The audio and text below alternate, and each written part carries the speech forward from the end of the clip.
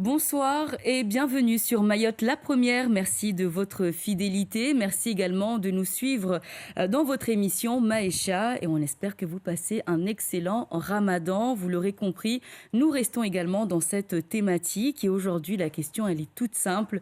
Comment s'aimer pendant le mois de Ramadan? Nous allons aborder l'amour différemment avec un grand A pour les personnes qui sont mariées, qui vivent ensemble, pour les personnes qui s'aiment mais qui ne vivent pas encore ensemble, par exemple, ils sont fiancés ou autres, et pour les personnes qui s'aiment, mais qui ne sont pas mariées, qui ne comptent pas du tout, et les autres qui choisissent de se marier juste avant le mois de Ramadan. Avec nous en plateau, nous sommes avec Maryse Ali. Bonjour. Bonjour Yomna, bonjour les Mahorais. Bon Comment Ramadan allez-vous? à tous. Je vais très bien, merci. Merci surtout d'avoir répondu à cette invitation. Vous allez essayer aujourd'hui, en tout cas, d'avoir ces trois casquettes aujourd'hui, de parler de ce couple qui vit ensemble, marié, pendant le Ramadan. Parler également de ce couple qui s'aime, mais qui n'est pas encore marié. Et puis, vous allez aussi donner votre avis, même si on posera la question à Oustad, des personnes qui choisissent de se marier juste avant le mois de Ramadan. Et vous l'aurez compris également, ça fait quelques temps maintenant qu'il est avec nous dans cette émission. Il nous éclaire, il nous aide surtout. C'est Oustad Fakihidine Yankoub. Comment allez-vous? Ça va très bien, Yumna. Alhamdulillah, Rabbil Alamin. Merci de nous accorder également ces quelques minutes ici donc sur Mayotte la première. Qu'est-ce qui est permis? Tout de suite, on va aller droit au but. Qu'est-ce qui est permis pour un couple pendant le mois de Ramadan? Très bien, je remercie Allah subhanahu wa ta'ala de nous avoir donné cette chance. Et puisque nous sommes en plein mois de Ramadan, je voudrais profiter justement de cette occasion pour dire que le mois de Ramadan, c'est un mois sacré. C'est un mois sacré pour tout croyant et pour toute croyante, bien sûr. Allah subhanahu wa ta'ala nous a comblés pour ce mois de Ramadan. Si nous sommes croyants, Allah l'a stipulé dans le Coran Sharif que le mois de Ramadan, c'est parmi les obligations de chaque musulman et chaque musulmane. Et donc, dans un sens du hadith, le prophète Mohammed sallallahu alayhi wa sallam a dit que le mois de Ramadan, c'est pour sa communauté. Le mois de Ramadan, c'est pour sa communauté. Allah subhanahu wa ta'ala a prévu beaucoup de bienfaits pour ceux qui, bien sûr, ceux qui jeûnent pendant ce mois de Ramadan, qui est une obligation. Et à deux, c'est comment? En couple, c'est comment? Est-ce il y a justement des choses en plus? Rapidement, puisque de toute façon, oui. On sait qu'on parlera de ça tout au long de l'émission. D'accord. Mais est-ce que c'est vécu différemment lorsque nous le vivons à deux? Est-ce qu'il y a des bienfaits en plus? Est-ce qu'il y a des choses qui sont conseillées? Vous savez, Yumna, quand on est marié, pour mieux vivre dans ce dunya, il faut se marier. Déjà, il y a déjà cela. Se marier en suivant, bien sûr, les préceptes du prophète Mohammed sallallahu alayhi wa sallam. Le mariage, c'est vrai que ce n'est pas une obligation. Certes, c'est lui qui peut se marier. Il se marie parce qu'il vivra certainement heureux, mais c'est lui qui n'a pas le moyen, c'est ça. C'est lui qui n'a pas le moyen de se marier, il peut ne pas se marier. Mais quand on se marie, on est bien. Dans un premier temps, on est bien. Et la vie d'un couple, je ne prendrai aucun exemple, je ne prendrai pas d'autres exemples que la vie du couple du prophète Mohammed sallallahu alayhi wa sallam avec sa première épouse Khadija al-Kubra. Et quand on lit l'histoire de Khadija et du prophète Mohammed sallallahu alayhi wa sallam, on voit comment c'est une bénédiction bien sûr divine, mais comment est-ce que les gens peuvent être heureux quand ils sont mariés. d'accord. Et le contraire, ça peut engendrer des dégâts. On va en parler. Très bien. Maryse, est-ce que vous êtes en couple? Est-ce que vous êtes mariée? Est-ce que vous êtes en couple, tout simplement, mariée ou pas? Je suis en couple mais pas mariée. D'accord. Je suis en ce que l'on appelle couple libre. Donc voilà. je suis C'est pas un mariée. choix. J'étais mariée, je ne le suis plus. Dire que c'est un choix, oui, parce que j'aurais pu, mais Pour l'instant, c'est pour comme ça. l'instant c'est comme ça. Voilà. Racontez-nous le mois de Ramadan quand vous étiez en couple, justement. Ça se passait comment? Alors, Psychologiquement, physiquement, ça se passait comment? psychologiquement, c'était un combat. Un combat de tous les jours après le boulot. Speeder pour aller faire à manger pour son mari. Savoir qu'est-ce que je cuisine pour mon mari. Est-ce que mon mari va vouloir manger ça ou pas? Donc psychologiquement, c'était un combat. Mais derrière ce combat, il y avait le plaisir de cuisiner pour son mari. Euh, Après le boulot, fatigué, et pourtant on était toujours là à se dire, voilà, il y a mon mari. Du coup, à la fin, ce combat-là, la fin était bien, parce qu'on arrivait quand même à faire une assiette pour son mari. Euh, Qu'est-ce que ça vous apportait justement spirituellement, on va dire, ou psychologiquement à ce moment-là? On sait hein, que déjà s'aimer tous les jours, c'est pas facile. Alors en plus, au mois de Ramadan, se supporter, ne pas s'engueuler, ça même si c'est le oustad qui va le dire tout à l'heure. Comment est-ce que vous avez géré, vous, cette période? Alors, c'était pas très, très difficile parce que j'étais au boulot de toute façon toute la journée. Donc on n'a pas le temps de se disputer. J'arrivais à la maison, faire à manger, on mange, on dort. Donc, franchement, on n'avait pas le temps de se disputer. Mais voilà, quoi qu'il en soit, au mois de Ramadan, tout croyant, comme le dira au stade, on est dans un état d'esprit où se disputer n'a pas sa place en fait. On ne sait pas comment ça se passe, mais on n'a pas le temps de se disputer au mois de Ramadan. Je pense qu'il y a autre chose à faire plutôt que... Est-ce que ça a apporté un plus dans la relation quand on est en période de Ramadan? Est-ce que ça apporte quelque chose en plus? Bah oui, parce que... Marié, hein, là on marié, précise oui, qu'on est parce bien que en là, le couple. mari voit que la femme s'occupe vraiment de lui. Donc forcément, oui, il y a quand même un petit plus qui s'installe quand tu offres le verre d'eau à ton mari pour couper son ramadan. Il y avait toujours ce petit truc-là qui faisait que, par exemple, moi, comme je travaillais à l'hôpital à cette époque-là, les jours où j'arrivais pas à temps pour donner à manger à mon mari, je me posais des questions. C'est ma mère qui lui donnait à manger. Donc, je me demandais qu'est-ce qu'il a mangé. Est-ce qu'il a mangé? Est-ce qu'il a coupé son ramadan? Donc oui, il y avait ce petit truc-là qui s'installait petit à petit. Ouais. D'accord, c'est toutes ces petites attentions Des en petites fait attentions, voilà, qui apportaient un petit plus. Voilà, c'est ça. Ensuite, on va tout de suite faire réagir d'abord Oustad avant de revenir à ces personnes qui s'aiment mais malheureusement qui ne sont pas encore mariées. Rapidement, en quelques mots, est-ce qu'il y a quelque chose que vous voulez justement apporter aux couples aujourd'hui qui n'ont pas cette chance d'avoir cet apaisement, on va dire, à deux, spirituel, que provoque ce mois saint? Mais quel plaisir quand je l'entends dire que pour elle, c'est un plaisir de préparer à manger pour son mari. C'est vrai que dans le couple, elle travaille et le mari travaille. Ça, c'est des exemples à prendre. Si tous les deux travaillent, arrivés à la maison, eh bien, ça doit être vraiment réciproque. Le mari qui aime vraiment son épouse, je l'ai dit, je le redis encore une fois, ce n'est pas une esclave. Et donc, le mari doit aider son épouse, n'est-ce pas, à préparer à manger. Mais c'est vrai que quand elle me dit que c'est un plaisir pour elle de préparer à manger pour son mari, ça, c'est super intéressant. Parce que la femme a toujours l'idée de faire plaisir à son mari. Et nous, les hommes, on est faibles. Moi, je le dis, hein, je n'ai pas peur de le dire. Quand la femme prépare quelque chose, elle essaie de trouver ce qui va faire plaisir à son mari. Ça, c'est intéressant. Et donc, il n'y a que du bonheur. Encore une fois, il n'y a que du bonheur. Parce qu'on le fait avec plaisir, on le fait avec amour surtout. Et donc, c'est intéressant, n'est-ce pas? Et je ne ferai qu'encourager aux gens, n'est-ce pas, de bien être avec leur épouse. Et parce que il faudrait surtout savoir qu'il y a les droits du il y a mari, les devoirs également. et il y a les devoirs.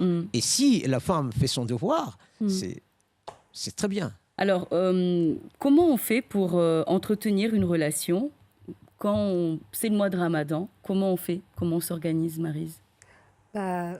C'est très compliqué. C'est très, très compliqué parce que ça veut dire tout simplement que on est en plein Ramadan. Il y a plein de choses, sans les citer, qu'on ne pourra pas faire. Et pourtant, on est en couple. Donc ça veut dire que les matins, on se voit, on se dit bonjour, on s'appelle, on se texte, on se voit comme on doit se voir tout le temps. Mais il y a beaucoup de choses qu'on fait, tout simplement parce que, étant croyant, il y a des choses qu'on ne fera pas. Cela ne change pas du tout les sentiments, ne change pas les comportements. Il y a juste le respect qui s'installe et tout naturellement, comme tous musulmans on l'est. C'est naturel, en ça fait. vient naturellement. C'est un mois béni où, encore une fois, ça vient comme ça.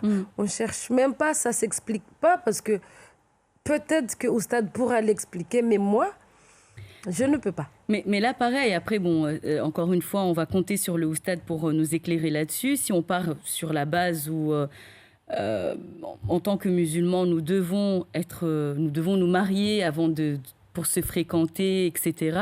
Est-ce que justement, quand vous vous parlez, quand on se parle, on n'a pas peur de déraper dans la discussion pour ne pas justement être dans l'illégalité au niveau de la religion? On ne se pose pas cette question-là, on ne se la pose pas. Et puis, de toute façon, il y a des choses où on ne peut pas Se dire? on peut pas se dire, donc on se retient. Et puis, voilà, c'est juste un mois. Et dans le comportement, est-ce que justement le fait de ne pas être marié, comment est-ce qu'on le vit? Est-ce qu'on se dit autre chose qu'on ne se dit pas en temps normal? On se dit tout. On se dit tout, Yumna. Franchement, on ne calcule pas. On n'a pas des petites notes. Pendant un mois, on ne va pas se dire ça, on ne va pas se dire ça. On se dit tout ce qu'on a envie de se dire. On vit comme tous les jours. Il y a des choses qui sont limitées. Mais après, c'est juste un mois, on ne le ressent pas. Et puis quand on s'aime... voilà, vous savez, il y a des gens qui sont en couple et à des kilomètres. Et pourtant, ils sont en couple. Donc, c'est un ramadan. Et pourquoi est-ce que vous n'avez pas fait comme beaucoup et sauté le pas, se marier juste avant le ramadan, comme on le voit, peut-être même les personnes qui nous regardent aujourd'hui ont célébré un mariage juste avant le ramadan? Ça, c'est un grand sujet, Yumna, parce que moi, je pense que ça ne sert à rien de faire cela. Se marier juste à quelques semaines ou à quelques jours ou à parfois. Quelques jours, parce que jusqu'à hier, il y a eu plein de célébrations de mariage. Pour moi, c'est une bêtise. C'est une bêtise, pourquoi? Parce que ces mariages-là vont durer 2-3 mois, sans plus. J'estime que les gens peuvent se marier quand ils veulent. Un mois après le ramadan, même en plein ramadan, les gens, sauf si au stade va me dire le contraire, mais en plein ramadan, les gens peuvent se marier. Donc, je ne vois pas pourquoi les gens se précipitent à quelques heures avant le lever de la lune ou la coucher pour se marier. Pour moi, je pense, c'est une bêtise. Donc c'est quelque chose que vous n'allez pas faire? Moi, c'est quelque chose que je ne vais pas faire et que je n'encouragerai pas. Après, je ne suis pas au stade. Mais moi, personnellement, je n'encouragerai pas ce genre de... Pourquoi pour vous, c'est pas comme un jour normal ou comme un mariage normal? Le fait de se marier juste avant, à quelques jours, vous avez l'impression que ça vous... Enfin, qu'est-ce que vous vous dites, vous? Moi, je me dis que ces gens-là, les gens qui le font, ils cachent quelque chose. Ils cachent quelque chose. Et c'est pas net. C'est pas net. Quand on se marie, il faut bien se préparer, choisir un bon et non pas à la va-vite, comme on le dit, juste à quelques jours. Pourquoi? Ça sert à quoi? C'est pas net pour moi. Oustad, est-ce que c'est net? Je repose la question aussi simplement qu'elle vient. Est-ce que c'est net de se marier juste avant le ramadan? Je reposerai la question, pourquoi juste avant le ramadan? C'est vrai qu'il y a quelque chose qui se cache. Il n'y a pas un temps, il n'y a pas de mois, n'est-ce pas, pour se marier. Et les gens qui vivent dans la clandestinité, je veux dire comme cela... Amoureuse, hein? Oui, je suis d'accord. Je suis d'accord. Je suis d'accord que l'on soit amoureux ou amoureuse de... D'accord. Mais l'islam ne préconise pas cela. L'islam n'accepte pas que les gens vivent dans cette clandestinité, je le dis encore une fois, même s'ils sont amoureux, mais l'islam ne l'accepte pas. D'accord? Si on aime quelqu'un, eh bien, il faut se marier. Parce que, comme je l'ai dit, le mariage, c'est quelque chose de sacré. C'est quelque chose que Allah subhanahu wa ta'ala l'a accepté. Le prophète s'était marié. Aujourd'hui, je ne vois pas pourquoi si on... Le prophète s'était marié. Aujourd'hui, parce que on se cache parce qu'on a honte. Il y a déjà cela. On se cache parce que je me marie avec cette femme pour repartir le lendemain. Non. Il y a quelque chose de non sérieux là-dessus. Donc là, vous parlez de quoi? Vous parlez de ceux qui vivent ensemble et qui ne sont pas mariés? Qui ne sont pas mariés. Ou de ceux qui se marient là, à quelques jours du Ramadan? Écoutez, je parle des deux. Je parle des deux. Si on se marie, ce n'est pas pour repartir le lendemain. Ça ne sert à rien. Est-ce que c'est quelque chose qui arrive, ceux qui se marient juste avant le Ramadan? Oui. Est-ce que c'est quelque chose que vous avez vécu? Parce que voilà, vous êtes dans le milieu. C'est vrai que... Est-ce que vous vous êtes rendu compte justement que beaucoup de ces mariages ne durent pas? Voilà. Il y a même un jeune qui est venu me voir, justement pour cela. Je lui ai dit non. J'ai refusé. Pourquoi? Parce que je sais pertinemment que la personne en question, il partira après. Après 2 mois, après le Ramadan, il va s'en aller. Mais je me suis toujours posé la question, mais pourquoi est-ce que ces jeunes font cela? Ou bien, pourquoi ces personnes le font? Et pourquoi? Écoutez, à votre avis, pourquoi? Très franchement, je ne sais pas. Parce qu'ils se disent que pendant le mois de Ramadan, ils vont essayer de demander pardon. Une fois mariés, et là, ils vont pouvoir demander pardon à Dieu. Mais c'est faux. C'est faux, parce que quand on demande pardon, c'est quand on accepte les erreurs. Mais cette personne est en train de faire encore d'autres erreurs, n'est-ce pas? Il va demander pardon et le lendemain, il fait encore une autre bêtise, comme l'a dit Maryse. Non, ce n'est pas intéressant, ce n'est pas bien du tout, n'est-ce pas? Parce que je sais que, je comprends, j'estime que la personne en question qui va se marier juste, il a envie, cette personne a envie de tromper l'autre et ce n'est pas intéressant. Et qu'est-ce que vous conseillez alors? Peut-être que ces personnes-là n'ont pas envie justement de vivre dans la clandestinité, comme vous le dites, non? S'ils décident de se marier à quelques jours du Ramadan, vous conseillez de le faire?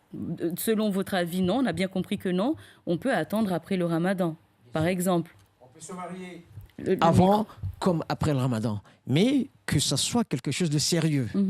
N'est-ce pas? Quand on va se marier, c'est parce qu'on a envie de fonder une famille.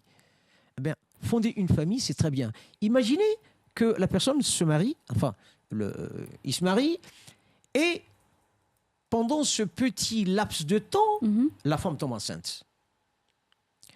Le lendemain, le monsieur s'en va. Comment vivra cette femme? Enceinte, et après la naissance de son enfant, que deviendra cet enfant qui va perdre beaucoup de choses? Et donc, je ne préconiserai surtout pas que l'on se marie et puis qu'on s'en aille après. Ce n'est pas bon. Parce que là, on est en train de casser beaucoup de choses. Là, on est en train de toucher le cœur de cette femme, cette pauvre femme qui va subir, qui va subir. Et donc, je ne dirais pas oui à ce type de mariage.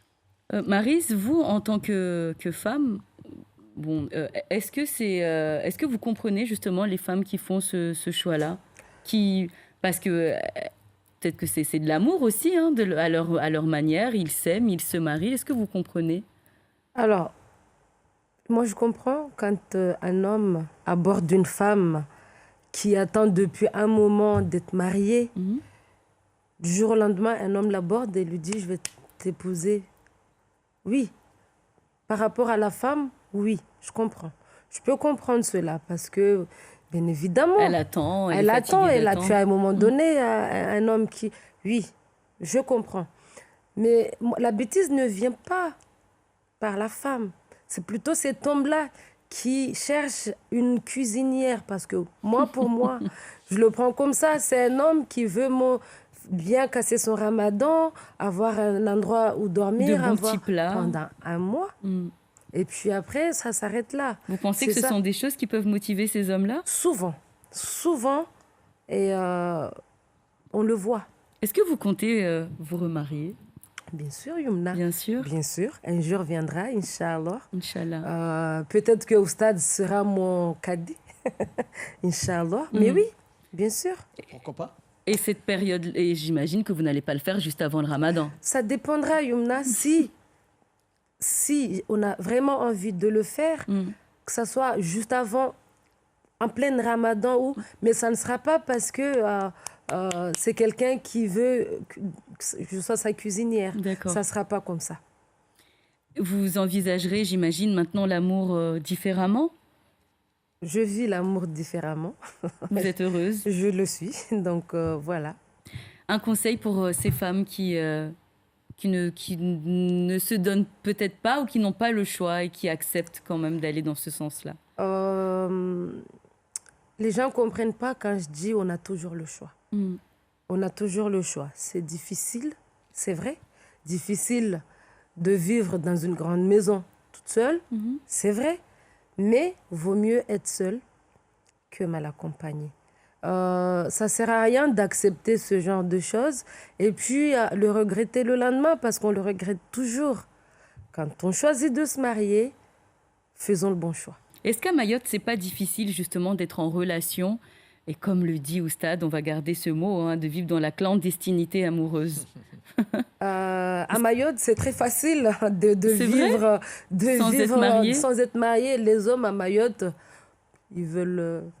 Il y en a plein qui ne veulent pas se marier parce que c'est difficile. Hein, c'est difficile. Aujourd'hui, la femme mahoraise, elle s'affirme. Et donc, les hommes ont tendance à dire que la femme mahoraise, elle devient de plus en plus difficile. Donc, voilà, c'est difficile. Mais c'est faisable. Oustad, est-ce un conseil aussi pour ces personnes qui s'aiment, qui n'ont pas encore l'occasion de se marier? Et ça, on pourra et j'aimerais aussi qu'on rappelle ce qui n'est pas permis. Parce que je crois que je vous avais posé la question à un moment. Oui. Ce qui n'est pas permis rapidement pour un couple, marié ou pas, pendant les interdits. Voilà, si on doit lister les interdits pendant le Ramadan, ça serait quoi? Alors, tout d'abord, je ne suis pas contre l'amour. Au contraire. Je suis pour. Mais certes, il faut faire un choix. Et ce n'est pas un choix que l'on peut faire comme ça. On doit vraiment y réfléchir. Comme pour la femme doit bien réfléchir avant de choisir, n'est-ce pas, son mari. Et le mari aussi, parce que pour se marier avec une femme, l'islam stipule 4 points qui sont importants. Qui sont? Les 4 points, l'homme, quand il va se marier, il doit déjà choisir une belle femme. La beauté fait partie, n'est-ce pas, du choix de l'homme. Deuxième point... Bon, après, la beauté, tout dépend des yeux de la personne qui regarde. C'est vrai. Heureusement, d'ailleurs. Heureusement, parce que chacun a son goût, n'est-ce pas? Donc, la beauté, je dis bien la beauté en général, fait partie des qualités que l'homme doit choisir. Donc ça, c'est le... Deuxième point... choisir une femme riche. Bon. Ah oui, la richesse fait partie aussi des qualités que l'homme doit choisir. Non, moi je suis riche. Et puis, le troisième point, l'homme doit choisir une femme issue d'une grande famille. Okay. Et lorsque je dis grande famille, famille noble. D'accord. Puissant, famille riche, tout ce que tu veux là. Et puis, le quatrième point, qui est le point le plus important, pour finir justement, l'homme doit choisir doit choisir une femme croyante. D'accord. Une femme qui croit en Dieu, et là, l'homme est sauvé. Malheureusement, comme on l'a dit, là actuellement, si on se précipite pour aller se marier, là on n'aura pas réfléchi à ces 4 points. Et là, on doit vraiment faire le choix, prendre le temps de vérifier. Et là, je pense que ce sera beaucoup plus intéressant. En 1 minute, vraiment, Oustad, un point vraiment qui est interdit pour les couples pendant le Ramadan. Vraiment en 1 minute. Ah ben, on va les lister. J'ai pas envie de... Parce que le sujet est large, mais il ne faut surtout pas que le couple se dispute pendant le mois de Ramadan. D'accord, voilà, ça c'est vraiment la chose la plus importante. Et merci. D'ailleurs d'avoir choisi ce point-là. C'est très important. Évitons de nous disputer. Déjà en couple et puis dans la vie de tous les jours avec les amis. Merci 1000 fois, Maryse, d'avoir accepté ce rôle. C'était pas facile. Merci à toi. Et vous avez joué le jeu. Merci beaucoup. Je vous souhaite beaucoup d'amour. Et puis j'espère que nous serons invités à ce mariage qui arrive bientôt. Et ça, c'est un petit message pour monsieur s'il nous regarde. Ouais, peut-être. Je ferai doigt pour elle pour qu'elle se remarie rapidement. Avec un homme d'une famille noble. Bien sûr. Et pour la petite histoire, avant de nous quitter, j'ai invité Maryse à part, j'ai invité également Oustad à part. Et c'est arrivé au plateau que je me rends compte que c'était des personnes qui faisaient partie de la même famille. Voilà, bon, ça c'était pour la petite histoire. Donc ils se découvrent en plateau et tout va bien. Merci beaucoup en tout cas d'avoir répondu aussi à ces questions, Oustad. On peut réécouter et revoir cette émission comme vous voulez sur le site internet de La Première. Vous aussi, écrivez-nous à maesha@francetv.fr. Passez un très bon ramadan et une excellente soirée sur La Première. Merci.